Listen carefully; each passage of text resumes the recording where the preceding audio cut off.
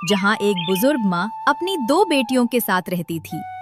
एक थी सावित्री, जिसकी त्वचा सांवली थी लेकिन दिल बहुत साफ था, और दूसरी थी स्वर्णिमा, जिसके चेहरे पर चमक थी लेकिन दिल में घमंड था। माँ की आंखों को स्वर्णिमा की चमक तो दिखती थी, पर सावित्री की मेहनत उसे कभी दिखाई नहीं दी। अरे सावित्री, कब उठेगी तू? तेरे उठने से पहले ही स्वर्णिमा नहा धोकर मंदिर चली जाती है और तू अभी तक चारपाई पर पड़ी है। कुछ तो शर्म कर इस घर के लिए। माँ, मैं सुबह से लगी हूँ। चूल्हा जलाया, रोटियां सेकी, भैंस को चारा डाला, आपका तेल भी गरम कर दिया। मालिश के लिए थोड़ी देर बैठ गई तो क्या गुनाह हो गया? तेरे जैसे निकम्मे के हिस्से में बस शिकायतें ही बची हैं। स्वर्णिमा को देख, कैसे लाज शर्म वाली लगती है। उसके नैन नक्श तो परी जैसे हैं। तू तो जैसे अपने बाप की ही तरह बदसूरत निकली। अरे माँ, अब इसको बोलना भी छोड़ दो। इससे अच्छा तो मैं ही सब काम कर लूंगी। कहीं मेहमान आ गए तो क्या सोचेंगे? ये सावित्री तो दूर से ही डराने लगी है। मैं बदसूरत हो सकती हूँ माँ, पर मेरा दिल तो साफ है। कभी आपने मेरी मेहनत देखी है? मैं इस घर के लिए अपनी उम्र लगा दी, पर आपने कभी सर पर हाथ तक नहीं फेरा। सर पर हाथ तब फेरूं जब तू इस घर का नाम रोशन करे। तेरे हिस्से में तो सिर्फ झाड़ू पोछा ही लिखा है। जिस दिन तू किसी सेठ की नजर में आ गई, उसी दिन मैं तुझे बेटी मान लूंगी।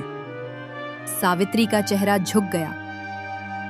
बहन, तेरा रंग जितना काला है ना, तेरी किस्मत भी उतनी ही सूनी है।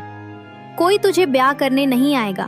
तेरा घर यही रहेगा, माँ के ताने और चूल्हे की राख में। हे भगवान, क्या सच में रंग ही सब कुछ होता है? क्या मेरी मेहनत, मेरा प्रेम, मेरा त्याग, इनका कोई मोल नहीं? कभी तो मेरी किस्मत भी उजली होगी। चल भाग और कुएं से पानी भर ला। केवल तेरे जैसे लोग भावुकता में रोकर क्या पाएंगे? काम कर, यही तेरी असली जगह है। सावित्री रोती हुई वहां से चली जाती है। जब समाज रूप देखता है तो गुण अक्सर धूल में दब जाते हैं। कस्बे के प्रसिद्ध व्यापारी सेठ हरिश्चंद्र और उनकी पत्नी गीता देवी। सेठ को अपनी बहू में बस गोरी चमक चाहिए, भले ही वह भीतर से कितनी भी खोखली क्यों ना हो।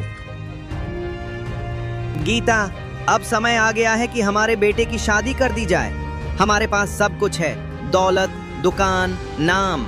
अब चाहिए तो बस एक बहू जो हमारी शान को और ऊंचा करे। हाँ जी, मैं भी यही सोच रही थी। बेटा अब शादी लायक हो गया है, पर हमें लड़की ऐसी चाहिए जो सिर्फ सुंदर नहीं, समझदार भी हो, घर संभालने वाली, संस्कारी और सीधी सादी। हाँ, लेकिन देखो, आजकल की दुनिया दिखावे की है। लोग पूछते हैं बहू कैसी दिखती है, कितनी सुंदर चेहरा है। और ऐसे में मैंने एक नाम सुना है, स्वर्णिमा, बुजुर्ग माँ की छोटी बेटी, चेहरे पर जैसे चांद उतर आया हो। हाँ, मैंने भी सुना है उनके बारे में, लेकिन सुना है कि बड़ी बेटी सावित्री काम में बहुत होशियार है।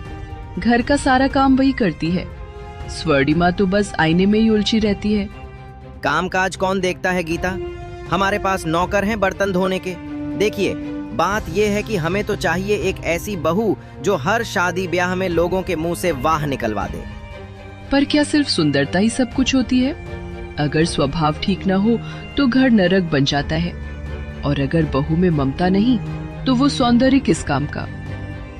अरे भगवान, तू तो पुरानी सोच वाली बातें करती है। देख, समाज को दिखाने के लिए एक सुंदर बहू से बेहतर कुछ नहीं होता।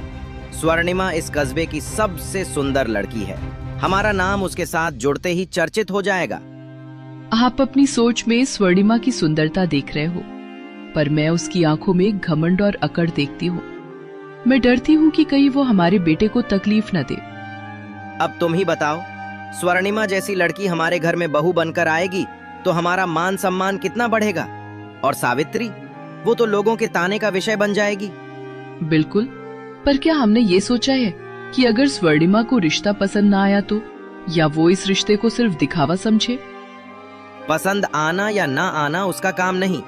जब रिश्ता सेठ हरिश्चंद्र के घर से आएगा तो बुजुर्ग और उसकी बेटी मना नहीं कर सकेगी। कस्बे में हमारा नाम ही काफी है। ठीक है, पर एक शर्त है। अगर लड़की का व्यवहार मेरे मन को ना भाए तो मैं इस रिश्ते के लिए नहीं मानूंगी। मुझे मंजूर है, कल ही चलते हैं उनके घर रिश्ता लेकर और देखेंगे कैसे उनका सिर गर्व से ऊंचा होता है। जिस दरवाजे पर कभी उम्मीद ने दस्तक नहीं दी थी, आज वही रिश्ते का पैगाम आया। सेठ हरिश्चंद्र और सेठानी गीता देवी बुजुर्ग के घर रिश्ते की बात करने पहुंचे। अरे सेठ साहब, आप और गीता बहन जी भी साथ आई हैं। कहिए कैसे आना हुआ? राम राम बहन जी, आपके घर की तारीफ सुनी थी, खासकर आपकी स्वर्णिमा बेटी की सुंदरता की। हम अपने बेटे के लिए रिश्ता लेकर आए हैं। स्वर्णिमा के लिए? सेठ साहब, आप मजाक तो नहीं कर रहे हैं? इतने बड़े घर से रिश्ता मेरी बेटी के लिए? नहीं बहन जी, हम मजाक नहीं करते। आपकी बेटी हमारी बहू बने, इससे बड़ी बात क्या हो सकती है? माँ, क्या हो रहा है? अरे सेठ जी, सेठानी जी, आप लोग। बेटी, ये रिश्ता लाए हैं तेरे लिए। देखा, मैंने कहा था ना, तू ही हमारे घर की किस्मत है। बेटिया, हमारे बेटे को ऐसी ही संस्कारी और सुंदर लड़की की तलाश थी। अब अगर आप सब राजी हैं तो हम जल्दी ही सगाई करना चाहेंगे। हाँ हाँ, क्यों नहीं। ऐसा घर अगर मेरे लिए आए तो किस्मत खुद मेरे कदमों में बैठ जाए। सेठ जी, मुझे यकीन ही नहीं हो रहा, इतना बड़ा सौभाग्य। स्वर्णिमा की शादी अगर आपके घर में होगी तो मेरी गरीबी भी मानो मिट जाएगी। बेचारी सावित्री रसोई घर से ये सब सुन रही थी और सोच रही थी। हर बार मेरी आंखें ही क्यों नम होती हैं? क्या सिर्फ सुंदरता ही रिश्ते लायक होती है? मेरे हाथों में मेहनत की लकीरें हैं, पर कोई उन्हें नहीं पढ़ता। बहन जी, कल हम फिर आएंगे शगुन और तैयारी लेकर। आप बस बेटी को तैयार रखिए। मैं तो अभी से सोने की चूड़ियाँ, लाल जोड़ा और रथ का सपना देख रही हूँ माँ। अब देखना, मैं इस घर को आसमान बना दूंगी। हम चलते हैं बहन जी, शुभ दिन तय करके खबर भिजवाएंगे। स्वर्णिमा का रिश्ता पक्का हो गया। वहीं सावित्री की आंखें भीग गईं। मेहमान चले जाते हैं। उनके जाते ही स्वर्णिमा और बुजुर्ग दोनों खूब खुश हो जाते हैं। बिटिया देख, भगवान ने तुझ पर कैसी कृपा की है। सेठ सेठानी जैसे लोग तुझे अपनी बहू बनाना चाहते हैं। तेरी सुंदरता ने पूरे कस्बे को रोशन कर दिया। अरे माँ, मैंने कहा था ना, मैं आम नहीं खास हूँ। ऐसी शक्ल देखी है किसी ने इस कस्बे में? जो देखे बस देखता रिगार्ड जाए। तेरी किस्मत तेरे चेहरे पर लिखी है बेटी। जिस दिन तू पैदा हुई थी, मैं समझ रही थी कि ये लड़की हमारे भाग्य को चमकाएगी।